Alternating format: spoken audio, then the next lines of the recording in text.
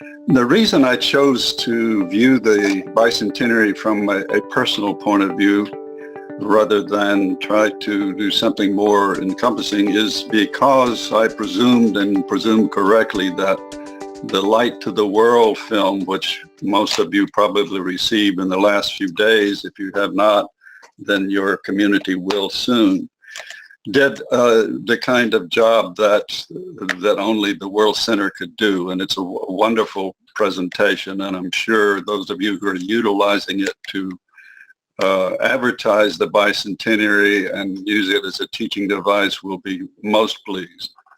So I decided that the most I could do would be to say what the bicentenary means to me on a personal level. And so I titled the talk, What the Bicentenary of the Birth of Baha'u'llah Means to Me. I'm going to begin with the discussion of the word mizan, or proof. That is, the word mizan is an Arabic word meaning standard or balance.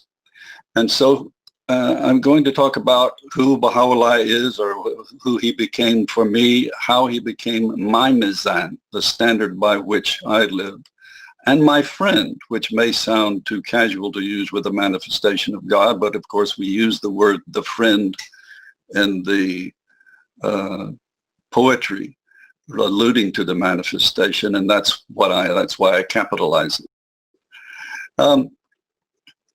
First, I want to speak a bit about how I acquired belief or faith in Baha'u'llah, and we necessarily then go to what we mean by faith, because most religions accept faith as believing that which you cannot prove, or at least prove objectively. Though anything we think is proven for us in some way. But of course, the Baha'i definition is more specific. It links together two things. The Baha'i definition says, by faith is meant first conscious knowledge, and second, the practice of good deeds. And this, of course, is reminiscent of the first paragraph in the Kitab-i-Aqdas, which says there are two obligations to every human being: to recognize the manifestation and to follow his guidance for our lives. And he says, Baha'u'llah, in that same paragraph, that after we do these two things, we need to do them over and over again, back and forth, that it's a reciprocal relationship between these two processes, that neither is acceptable without the other. So in effect, you can't really said to have recognized the manifestation if you're not obedient to his ordinances. Conversely, you can do good deeds, but if you don't understand the manifestation or how these deeds relate to the coming of the manifestation, then they are incomplete. They are worth something, but it's not the same thing. So we then go to how do we acquire conscious knowledge of the manifestation? Because you can say, well, you met some Baha'is and you like them very much and so on. But of course, anything we do in the faith, whether it's acquiring knowledge or carrying out the attempt to acquire attributes, is a process. There aren't any certain points of transformation. There's certain points of enlightenment, certainly, but everything we do is a process of doing it, not only in this life, but in the life to come. So there are proofs. We may not think that word is very enticing. It may sound kind of cold and aloof, but everything we do that acquaints us with the manifestation and provides us belief in the manifestation is some sort of proof. And Abdu'l-Baha, when he's talking about this very subject, he talks about four ways that we can acquire proof. He says proofs are of four kinds. There are four criterions are standards of judgment by which the human mind reaches its conclusion. And the first, obviously, sense perception. Second, through the faculty of reasoning. Third, from traditional or scriptural authority.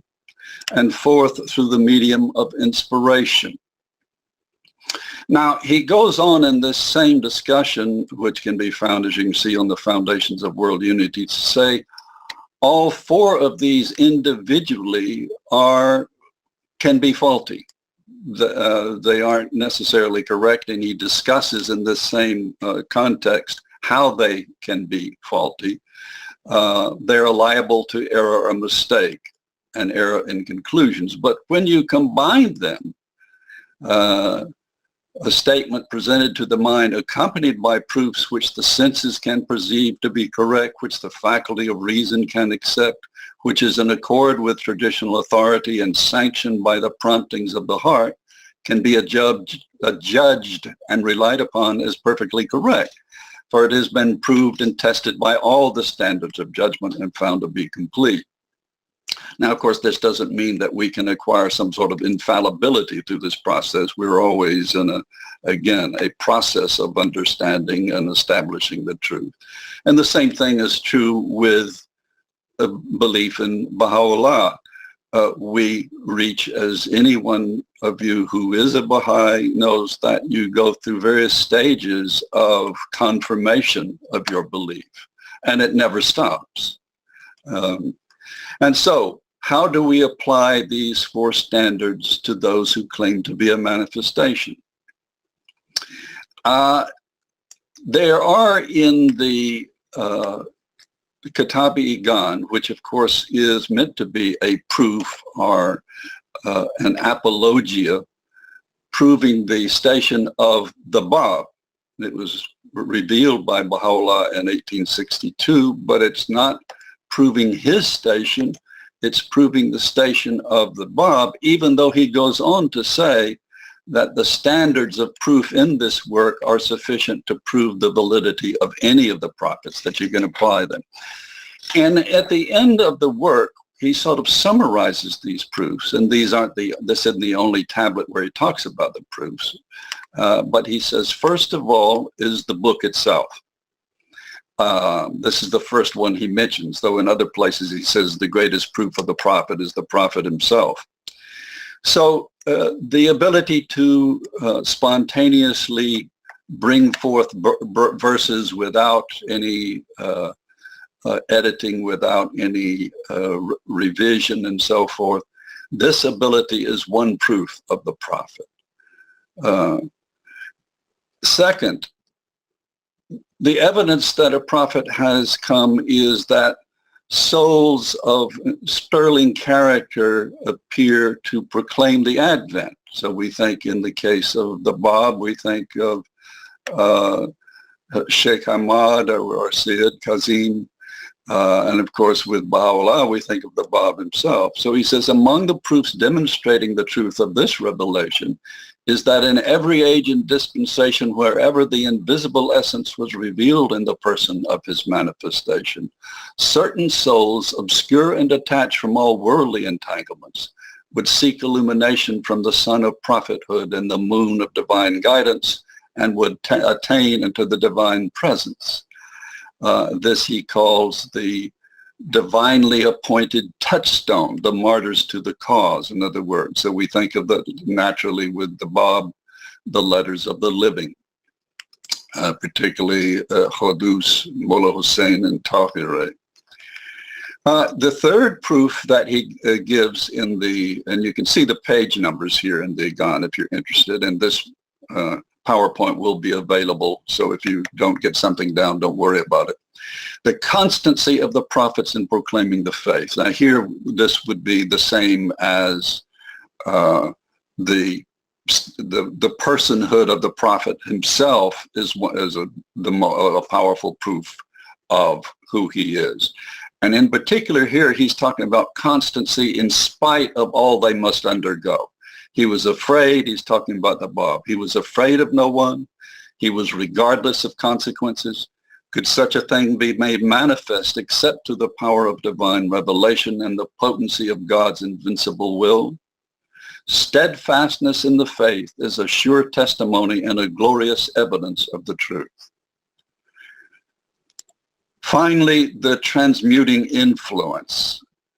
He says, among the evidences of the truth of his manifestation were the ascendancy, the transcendent power and supremacy which he, the revealer of being and manifestation of the adored, hath unaided and alone. And that phrase, unaided and alone, is used frequently.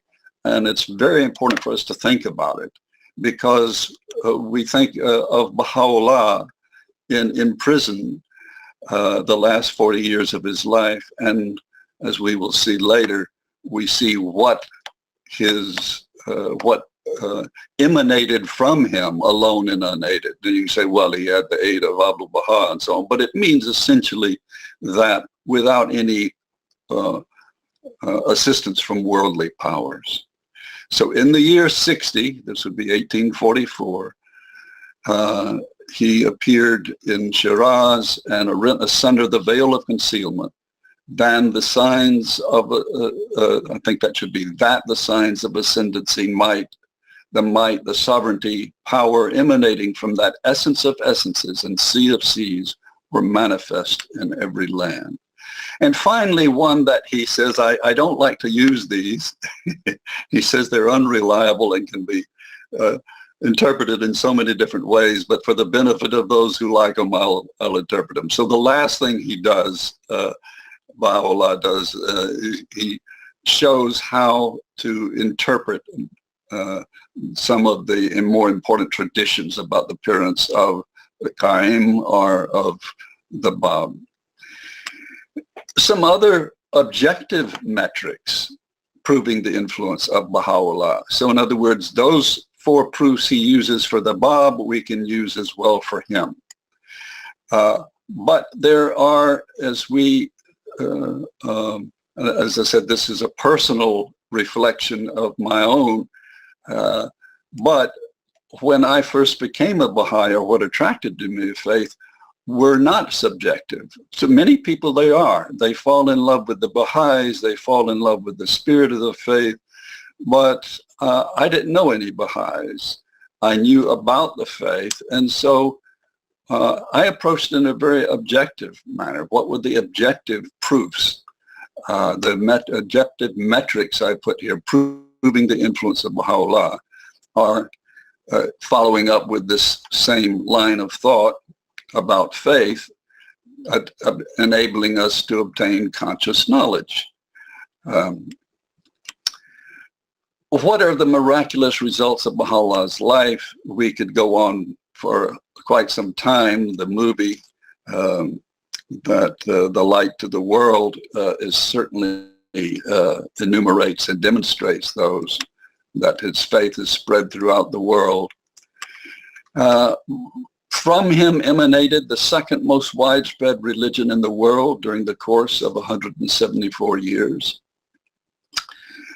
Without seeking power or aligning himself with the powerful, his influence has spread worldwide. And this is incredibly important. And that is, you think of Christianity and how it spread throughout the part of the world that was known in the West at the time, the Western world. It did so primarily, most immediately, because it was utilized by rulers such as Constantine to unify their empires and so on. And so it was spread in conjunction with the spread of secular power. Not so, of course, with the Baha'i faith. Indeed, secular power attempted to destroy the faith. Never before has a movement spread like this without the vested interest of the rich and powerful. I could go on lecture for a couple of hours on this thesis of mine. You can accept it as you wish, but I believe it's true. Never before has the founder of a revealed religion secured the religion against schism or perversion. And of course, this is a whole discussion of the covenant, that never before was it possible for a manifestation to write in his own hand the succession and the covenant for the religion. And of course, that covenant has now been secured since the election of the House of Justice in 1963. Another objective proof, again, objective to me. From this simple room, looking out on a narrow street in Akka, in a prison city, emanated the Kitab-i Aqdas, the most holy book of this dispensation, a blueprint for transforming society and bringing about world peace.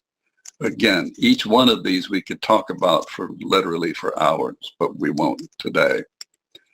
Baha'u'llah calls this, which I'm sure you will recognize from the shape of the promontory there, to this. And again, with money coming from and support coming only from the followers of Baha'u'llah who have nothing to gain from it, all anonymous gifts. That is miraculous and an objective proof as far as I'm concerned. And this, if you'll notice that circle there, that's the shrine of the Bab, the way Abdu'l-Baha built it. And it hasn't changed since then, other than some addition onto the back of it, and of course the crown of glory that it has become on top, the superstructure designed by Sutherland Maxwell, assisted by Shoghi Effendi. Isn't that wonderful? From that to that.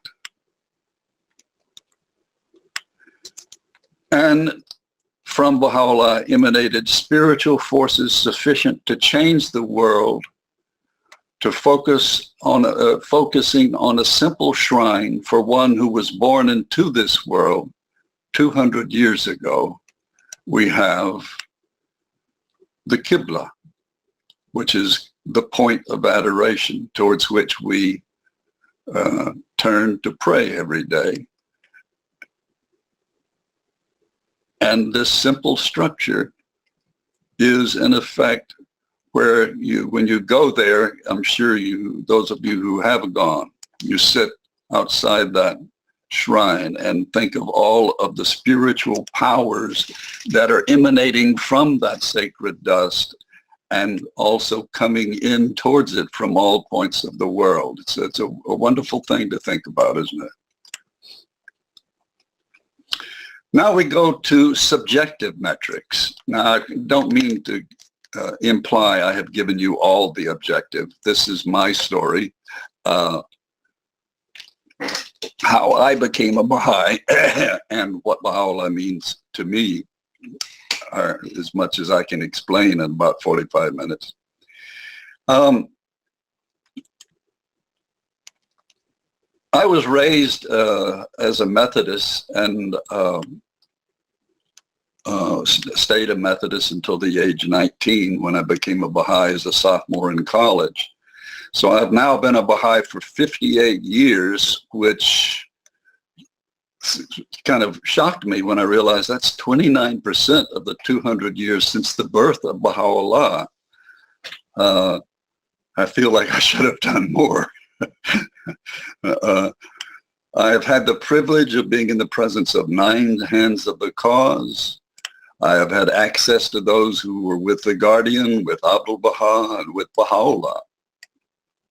I have borne witness to the completion of the administrative order, the terraces, the Ark, and more recently the global framework for action. So in light of these events in my life, what does this commemoration mean to me? So let me take you on my personal journey through my subjective proofs. When I was a Christian, and I still am a Christian, but when I was unaware of the Baha'i faith, I was not dissatisfied with Christianity or with Christ or with the Testaments. I communed with Christ and God on a daily basis through prayer. I remember as a young person lying in bed with the Bible on my chest, reading the words, and I felt I knew what they were saying to me. So I wasn't one of these people who is tired of organized religion and is looking for something else. I had the image of Christ before me, and this is the picture that was used in our sanctuary at our church. And so while of course it's just a guesswork by the artist, still it was a meaningful image to me.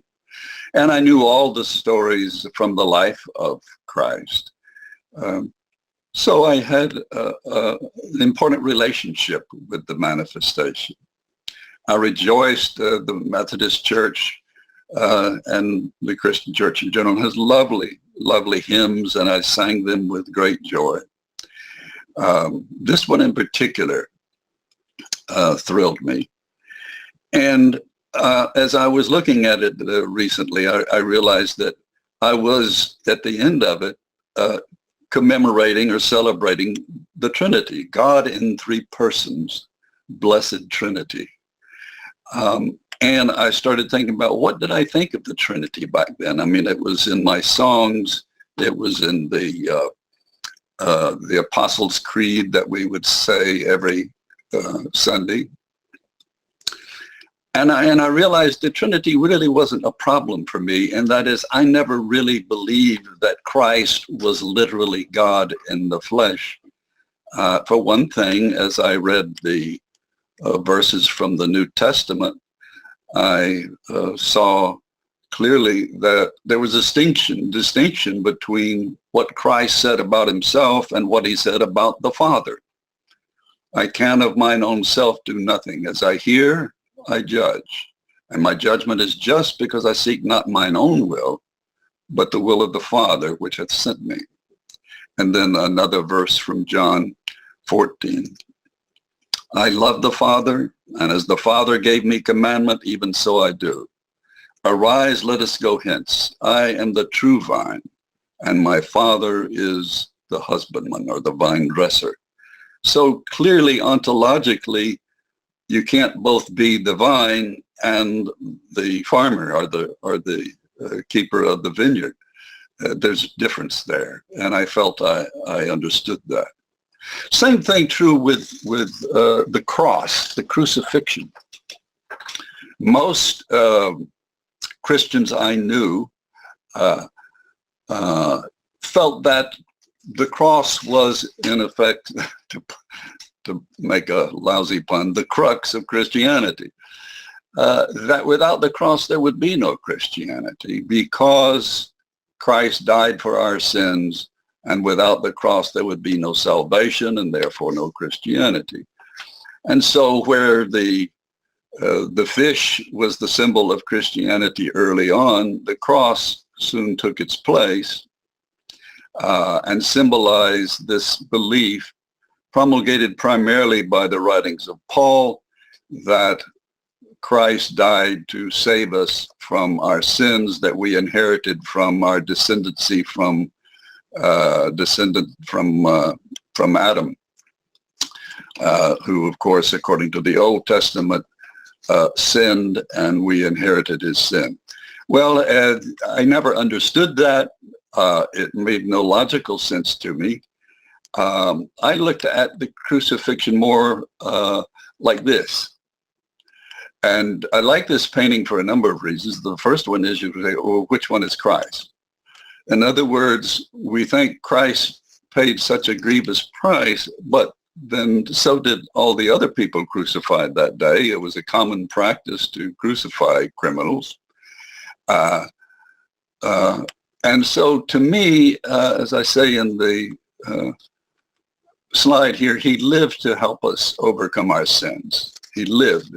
He didn't die. If he had died some other way, or not, if he had lived a normal life, it was his teachings that were the testament.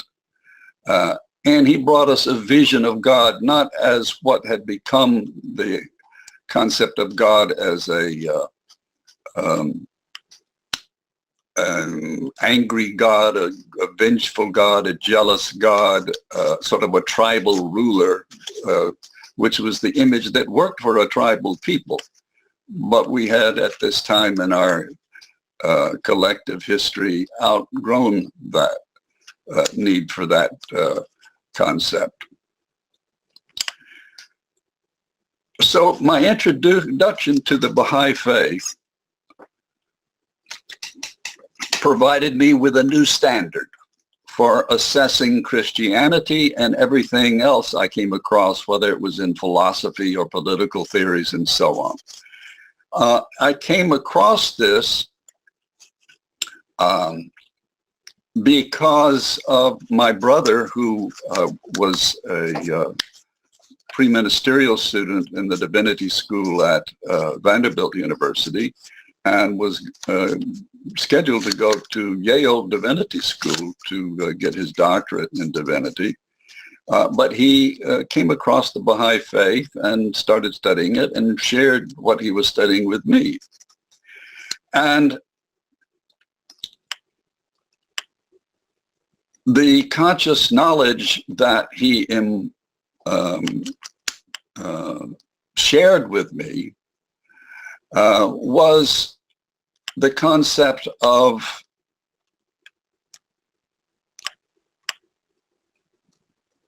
the manifestation, progressive revelation, and all the logical underpinnings of Baha'i theology, against which nothing else makes much sense. Or let me put it this way, utilizing that standard of judgment, of conscious knowledge about how God works, suddenly all the mysteries that people seem to relish in the Christian church I was in, suddenly were not mysteries. They made logical sense.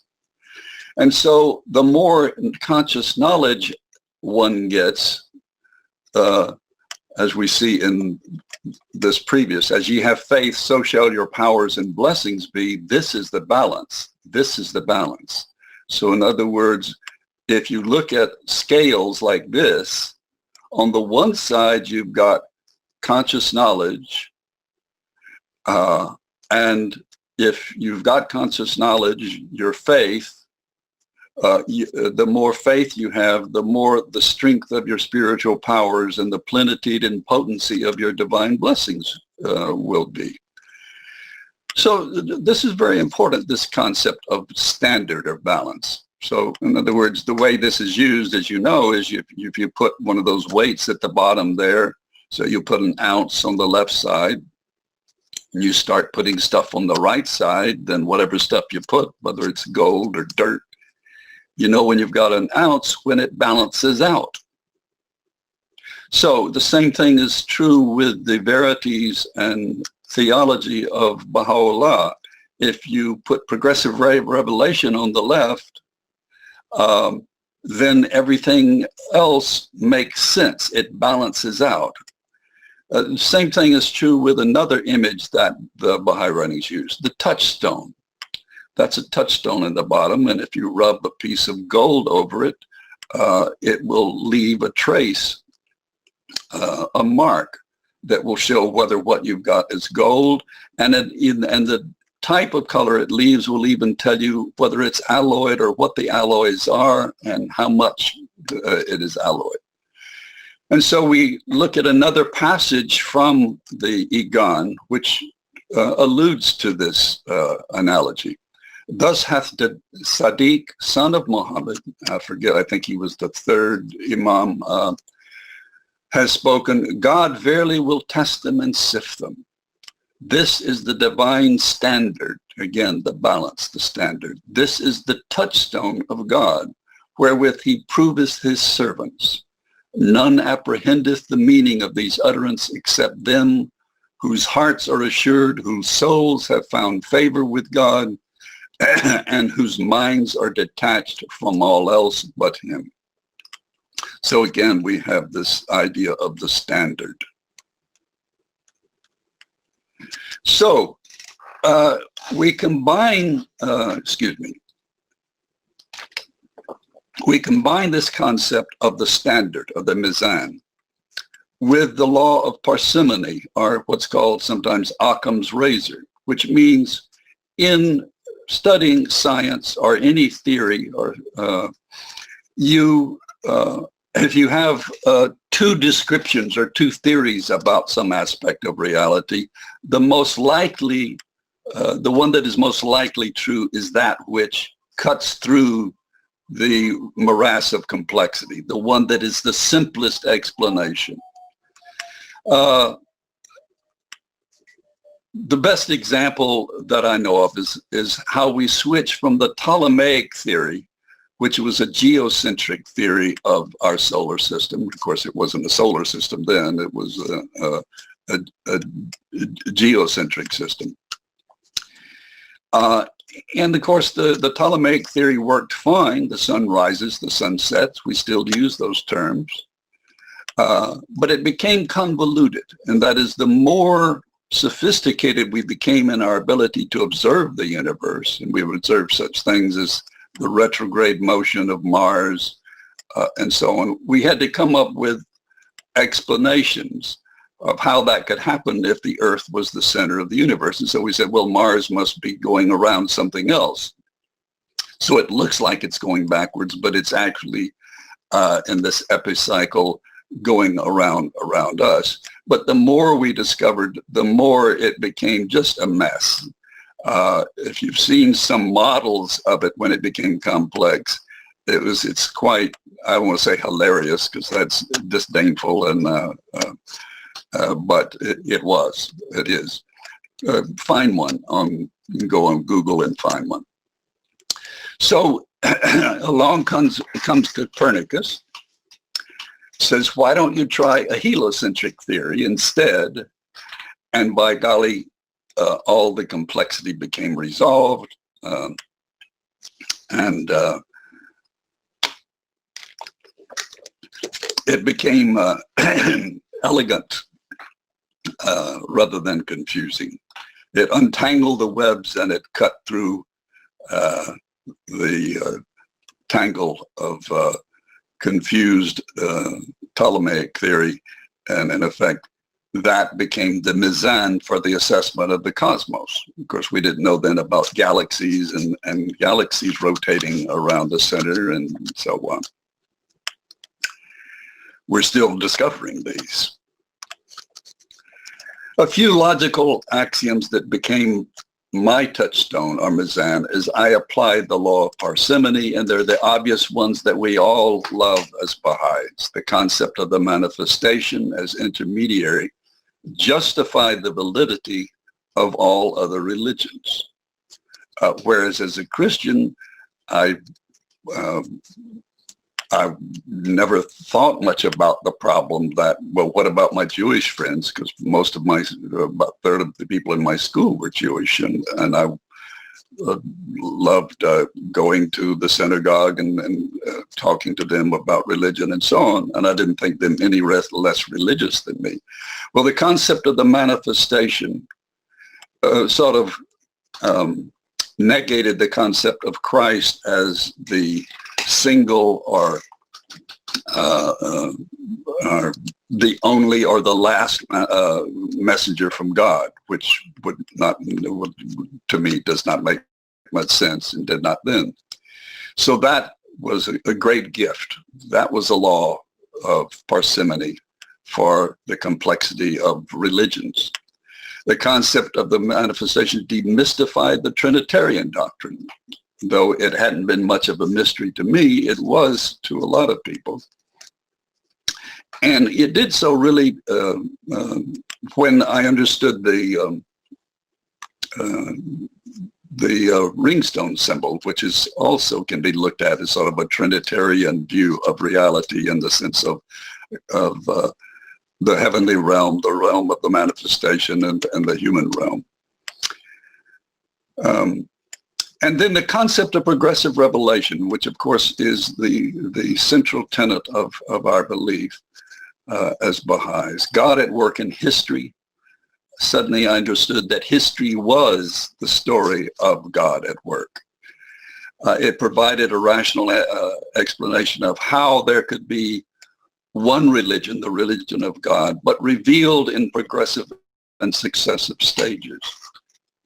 No longer did I see conflict between religions as anything but confusion wrought by faulty interpretations and understandings by men and women, by humankind. The concept of the day. I love the idea of the cycles that are talked about in the Baha'i faith, the cycle of a dispensation or an era, the prophetic cycle as a cycle of cycles. And no doubt there are greater cycles that we will understand as time goes on. But particularly this day as the cycle in which the maturation of humankind will occur explained to me what I was observing in the world news and the increasing attempt with the United Nations and other organizations to both recognize and serve the world as one country.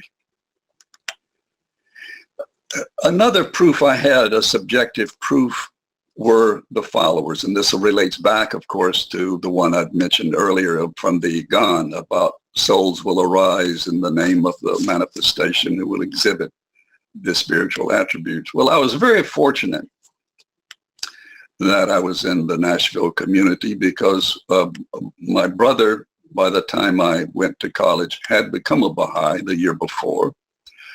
And so in that community, I learned about the faith not by studying the texts, because not all that many were translated at that time, but Gleanings was there certainly and various others, and the writings of the Guardian. But I chose to learn by talking to these people. Anything I needed to know, I could talk to them. And that's how I tested the verities. I'd say, well, what about Muhammad? Was he a manifestation? They say yes, and so on. And so any question I had, I would go to them rather than to some answered questions or gleanings and so on. I'm not saying this was a wise thing I did. It was just so easy. And so once I moved away from Nashville, I became quite tested, and I had to use some other mizan rather than the people. But these people, my brother and his wife, Mag Carney, became a Baha'i while I was there. She was taught by Sarah Pereira, who was on the National Assembly, and then became an auxiliary board member at the time when the auxiliary board members were serving hands of the cause. There was no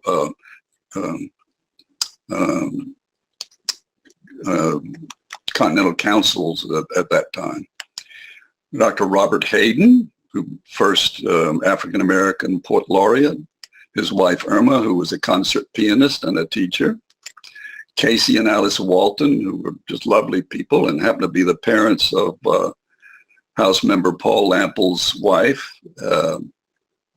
and Winston Evans, who was had an assignment by the Hands of the Cause and by the NSA to teach the cause to people of note, dignitaries, particularly theologians, and so on. Roy and Georgia Miller, who would take me an hour to describe, but suffice to say they exemplified Baha'i love in its most wonderful and joyful and intimate sense. Lovely people. She learned to read by becoming a Baha'i, and she had to be taught the faith by subterfuge, by pretending to be a domestic in the house of a Baha'i so she could learn about the faith, because I think she was in Alabama or Mississippi before such a thing would have been allowed. So from all this so far in my subjective experience, I realized something that I had confirmed to my satisfaction, what I had always believed, that logic and reason are indispensable to religion and religious belief, because God is intelligent and rational, and therefore his ways in teaching us must also be intelligently and logically devised.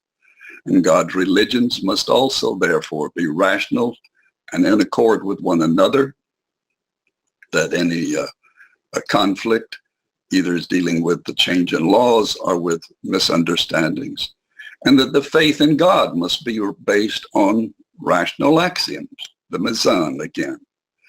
That faith without deeds is mere words, as James says in the Bible. It is a thing quite dead. And of course, there again, we go back to what we read very early from the definition of faith. Faith is knowledge with deeds. And the concept of progressive revelation is the sole logical methodology to explain God's plan. Nothing else does. And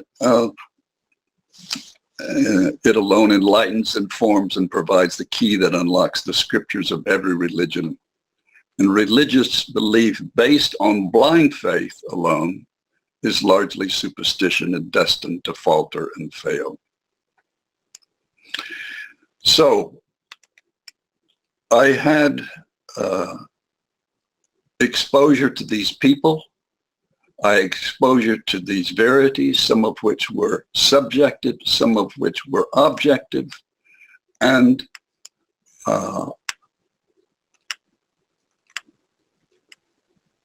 this is what occurred. I now knew more precisely who Christ really was, which was very important to me, because and then I could go back to the scriptures and I really understood what he was saying in a way that I hadn't before. So I could now resolve the enigmas of what had been my Christian beliefs. For example, when Christ says, I am the way, no one cometh unto the Father but by me, I could understand what that meant.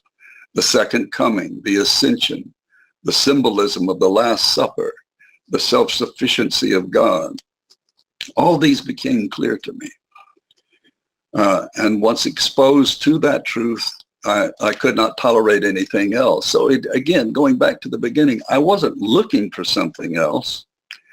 But once exposed to it, I couldn't turn away from it. I couldn't pretend I didn't know what I knew. And the rest of these same things on the page. I could understand the real meaning of the Trinity, and I did reread the scriptures. I still do. And I still discover things that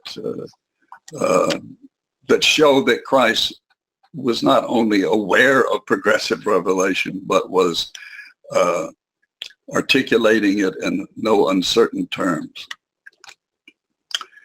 So, for example, and these are just my own ideas that came to me as a result of this, I started coming up with ideas of my own, or at least I don't know they're my own, but they felt like it at the time. The third day he rose from the dead. Well, what if that's referring to the days of the manifestations? The writings use the term day to refer to a dispensation. So on the third day,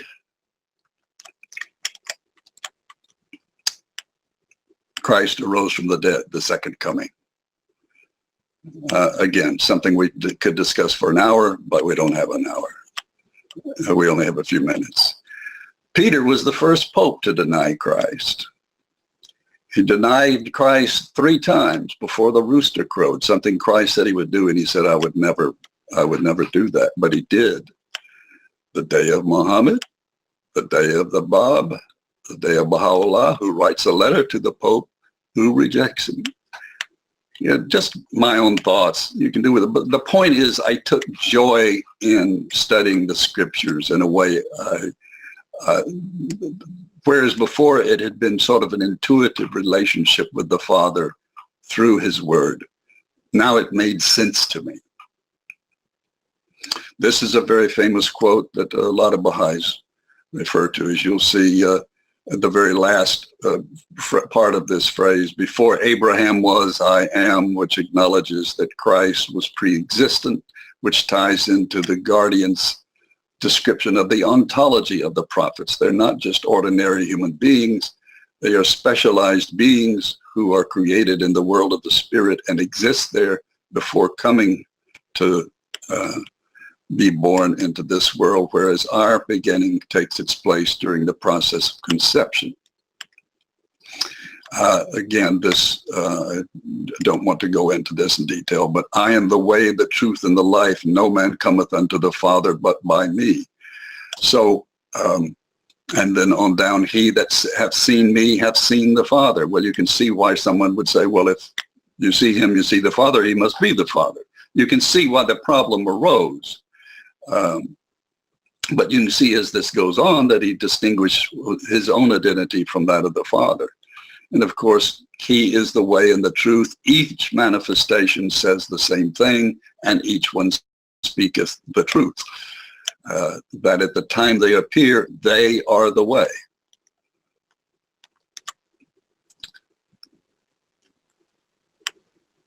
This very important quote, which helped me a great deal. No distinction do we make between any of his messengers. And the he that revealed that is Muhammad. So the manifestations have two stations. One is that they are essentially the same in what their mission is, their essential unity, and yet they each come at a different time with a different message for a different condition. Well, when I became an isolated believer, I couldn't simply go to my learned friends and say, what's the meaning of this, or what's the answer to this? And so I had to start studying. And my main problem was the transference of my allegiance from the image of Christ to the image of Baha'u'llah, whom I had never seen, nor really read his writings studiously. With Baha'u'llah, it wasn't a problem, as it isn't for most of us. This was my favorite picture of Abdu'l-Baha. I kept it with me all the time, and I felt comforted, and I felt that this was the image I could relate to. And the Guardian says there's no problem with that. That's fine if you want to think of the image of Baha'u'llah, of Abdu'l-Baha when you pray and so on. Whereas Baha'u'llah seemed more remote, severe, and unapproachable to me when I started studying on my own. And the reason for that is very simple. The first book, unfortunately for me, or not unfortunately for me, the first book that the Nashville Baha'is gave me, and I'll finish up in a second here, I see my time is about up, was Epistle to the Son of the Wolf. And I presume most of you have read this, but the tone of it is quite severe, because he's talking to the son of one who's responsible for the martyrdom of some of the most sterling Baha'is at the time. And so I treated it like the Bible, as I would the Bible. I just open up to a page and start reading, and he's talking to me very, very harshly. Well, of course, he's not talking to me. He's talking to the son of the wolf. But I didn't read the introduction, and I didn't get that. And also he talked a lot about how much he was suffering, and I thought, well, if he's a manifestation of God, why is he complaining? And then I read later, that he was talking about this in a very special context, and that is, if I wanted to, I consented to be bound and chains that mankind might be freed. So I had to establish study for myself, because I could no longer rely on the knowledge of others, and that brings to mind, of course, to all of us, the best beloved of all things in my sight is justice. Turn not away therefrom if thou desirest me, and neglect it not, that I may confide in thee. By its aid thou shalt see with thine own eyes, and not through the eyes of others, and shalt know of thine own knowledge, and not through the knowledge of thy neighbor. Ponder this in thy heart, how it behooveth thee to be. Verily justice is my gift to thee, and the sign of my loving kindness. Set it then before thine eyes. And what I began to realize, that as wonderful as these people were, I couldn't be spiritual because of them. As Baha'u'llah says in the Gleanings, no man's spirituality is conditioned by another. In other words, no one can become spiritual for you as much as they might want to. This is a thing I like to talk about, like the proof of the friend in Tasmania who loves you, or a proof of the existence of God. If someone said there's someone in Tasmania who loves you a lot, and I can prove it to you, it wouldn't mean anything. You wouldn't have a relationship. The same thing if you could prove the existence of God. And of course, when his own work, my brother does this. But that doesn't necessarily instill in you or evoke in you a love of God or a sense of nearness to God. That only way we can achieve that, the Guardian says, is through the manifestations. And so I realized that in order to have a love relationship with God through the manifestation or with Baha'u'llah, I had to treat it the same way I would any other relationship in which I was trying to establish a love relationship. I needed daily conversation and communion with this friend because I no longer had the constant companion of the near ones. I needed to understand and appreciate what the friend had been through and what qualities the friend possessed. I needed to hear all the various things the friend had to say to me and what guidance he had to give. It mattered little what the friend might look like because appearances change over time, and we certainly were only guessing about the appearance of Christ. Well, one final test or proof remained, though there would be many others, God willing, they will never cease because that's the only way we grow. The test of Muhammad, and this is the end. I had never talked about, back then in the 50s, nobody discussed Islam much in the West, certainly no Christians. But I had, according to the writings and according to the friends I had known in Nashville, accept him as co-equal in station with Baha'u'llah, whom I was only beginning to know. I had to accept him as being co-equal in station with Christ, with whom I had had an abiding love relationship and still had. I had to accept his revelation as possessing an impact on human history perhaps greater than what Christ had accomplished. I had to accept his revealed word as true and as emanating from God, but I had never seen his word. And so it was with great fear and trembling that I picked up the Quran, and lo and behold, I must have been divinely guided because this is one of the first things I found where he explains that don't believe in the literal Trinitarian doctrines. The Christians are wrong about that, who say that. He says, say not Trinity, desist. There's only one God, and far be it from him to have a literal son. Christ disdaineth not to serve and worship God. In other words, Christ is not God. In fact, it's his honor to serve God. And then another thing that confirmed Muhammad for me was when I started reading the Igan.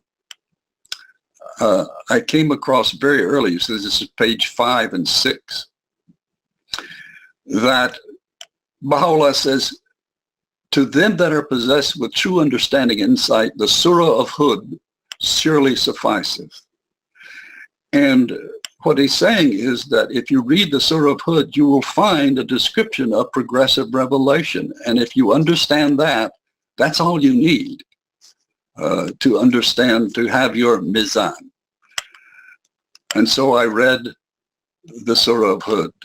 We sent Noah, we sent Moses, and so on. And so I realized that Muhammad not only understood progressive revelation, but talks about nothing else throughout the Quran. And so it was that Baha'u'llah and his teachings became my mizan, and he became my most intimate companion, the standard by which I took myself into account each day, the standard by which I made critical choices in my life, the standard by which I could understand what was happening in the world, the standard by which I could decide how best to dedicate my life, my energies and actions, the standard by which I could regulate everything I think, every course of action I undertake, and the means by which I prepare myself for the transition to the afterlife. So we must think for ourselves, because Baha'u'llah doesn't reveal a canon of law, but a standard.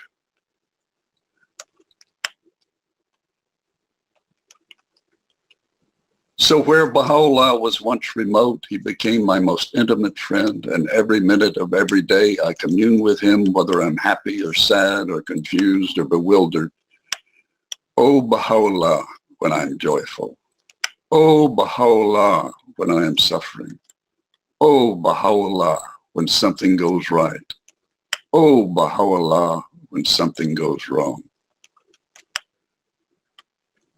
I'm going to skip over that quote because I'm out of time. I will leave time for questions. But this is a passage where Abdu'l-Baha says that once Baha'u'llah was released from this world, his soul could energize the whole world to a degree unapproached at any stage in the course of his existence on this planet. In other words, Baha'u'llah is quite alive, quite active, and I'm certainly active in my own life. Well, happy Bicentenary. Well, Rob, if there are any questions that, if we have any time that you can convey, I will be happy to attempt to answer them, though this was a most personal sort of thing and not a scholarly presentation. Perhaps it has some meaning. It certainly had meaning for me to put it together because I had to think about what it did mean to me. Well, thank you, John. I must say I was very moved, especially there at the end when you start noting the old Baha'u'llahs for all of the different situations. Well, it's true. There's a friend of mine, he's deceased now, but he worked with the Guardian for 17 years in the Holy Land, Shokrullah Ashi. He was the grandson of the cook, Baha'u'llah's cook. Right. And whenever he was with friends, he'd say, oh, Baha. And he would just say it to himself, but it was like, you could tell he was always saying it regardless of what was happening. And I realized, and it wasn't because of him I started doing it, it sort of naturally occurred. And I find myself doing it all the time. I find myself doing precisely that whenever I think back at events in my past life that I regret. Oh, yes. Those are the constantly think, oh, Baha'u'llah, oh, Baha'u'llah. Yes. Very good point. Very good point. Really, I thank you very much. This was really marvelous and moving presentation. And let's see if I can't get this question section to open up. You have lived through so much in terms of the development of the faith. And goodness, almost the entire era of the Universal House of Justice, you became Baha'i, 2 years after the passing of the Guardian? Yes, that's exactly correct, yeah. And what's funny too is, we think globally as Baha'is, but we live locally. And that's another talk I can give for a couple hours. But my point is that, when Mason Remy declared himself the second Guardian, I think it was in Nowruz of 61, as I recall. I think I was in Spain at the time. Well, it doesn't matter. The point is that I'd get my Baha'i news, which went around the world, and, and I wasn't even aware of it, which is a crazy thing to think that here the whole foundation of the faith was attempted to be shaken by this individual.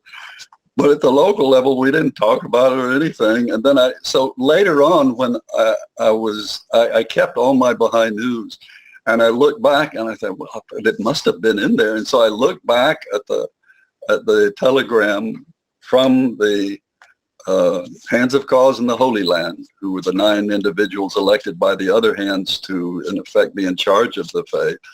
And there it was, this the whole telegram about Mason Reeby, and we are all praying for his soul, the progress of his soul, and so on. But it's funny that, yes, I lived through all those things, but I'm more attentive to them now than I was when they happened. Yeah, I think that's true, and I think that's true of many of these internal crises. Actually, I think most Baha'is aren't worrying about them, or don't think about them, or wonder about them, frankly. And I'm not talking about the good things too. I'm talking about the very positive things as well. When I was on pilgrimage in 1972, in December of 72, they used to, back then on pilgrimage, they would save some juicy bit of information to give to the pilgrims that the rest of the world didn't know yet. And so I remember a meeting with Ian Semple, the pilgrims were one night, and he says, and he told us that what the House of Justice had just decided was to build a seat of the House of Justice. And so, and so it was just a pipe dream then, but to see it being built, and we used to receive those slideshows and then the films and so on of the construction of it. And so, as I say, I went on a pilgrimage a year ago last summer, and to see all of what had become in the years since 1972 when I'd been there. And the only buildings, of course, were the Shrine of the Bab and the Archives building, it was just astounding. The first thing I thought to myself, now this is something worth investing my money in. This is a substantial enterprise. It is, and you can see that in the Baha'u'llah film. The movie is now available with the flyovers over the properties too. You really get a sense of what. Oh yes, they made great use of the drones. Oh boy, did they! An incredible sense of what we've been able to accomplish. I remember I first saw the terraces in 2000, right before the dedication. From the top, I looked down. I said, "We built the Garden of Eden. We built a symbol of paradise on earth." Yeah, it was just so beautiful. Yeah. We do have a couple of comments. I think they'd be more comments than questions, but we'll probably get some questions as well. Natalie says, "A joyful experience, a toolbox of inspiration." I like that expression. Thank you. And Per Jaya has a question. "Thank you so much for your insights. What did you mean by Baha'u'llah did not reveal a canon of law?" Excuse me again here. Well, he says it himself. He says, what is the phrase? "Think not that we have revealed code of law." A code of law. Thank you. Yeah. And he goes on to give the images of the choice wine, that we have unsealed the choice wine with the fingers of might and power, and so on. Of course, we have the synopsis and codification included. Of course, it was released in 72, and it's included in the Kitab al-Aqdas. And the reason the Guardian, of course, had that as a requirement, he did most of it, but why it's important is it organizes the laws as they're revealed. Really, the Aqdas is sort of like a poem, that you have this beautiful imagery and so on, and suddenly there's a law. But so you have to sort of extricate the laws from the poetry and from the other discussion going on. But that's not what I mean, that it's not codified. It is codified, but he doesn't reveal a canon. A canon of law means something like the church, the Catholic Church has, where you have laws for every situation in your life, and so on. What he has revealed more than a canon of law is a system for making laws and decisions. And this is both the institutions, the election of the institutions, and the consultative process. So instead of having so in other words, each situation is considered on its own merit rather than trying to have a law for every little single thing in your life. So for example, laws of punishment. Well, in most religions, you have all kinds of laws punishing you for this and that. There are only 4 laws for which explicit punishment is explained in the Aggas. And even those have alternatives. You could do this, or you could do this or this, meaning it's up to the institution to consult on the exigencies of a particular situation, and then it will decide what is the most appropriate response. Right, right. And the same thing with the ability of the House of Justice to create their own laws and then abrogate those laws as they're no longer appropriate. What he's created is systems for making laws as they become necessary and so on, more than a strict canon. Right. No Talmud, no Sharia. Exactly. Yeah, it's possibly she's also referring to the word canon, because a lot of people think that refers to something that goes boom. But in this particular case, it's the Greek word referring to like a sacred collection and not piece of artillery. But I'm not sure if that was the question she's asking either. Lois says, as always, you teach and enlighten us. Thank you for sharing. Lois and Richard send that to you. Thank you, Lois. I hope to see you soon. Yeah, Lois Singer, you may know her. I do indeed. They are lovely Baha'is who live here in our area.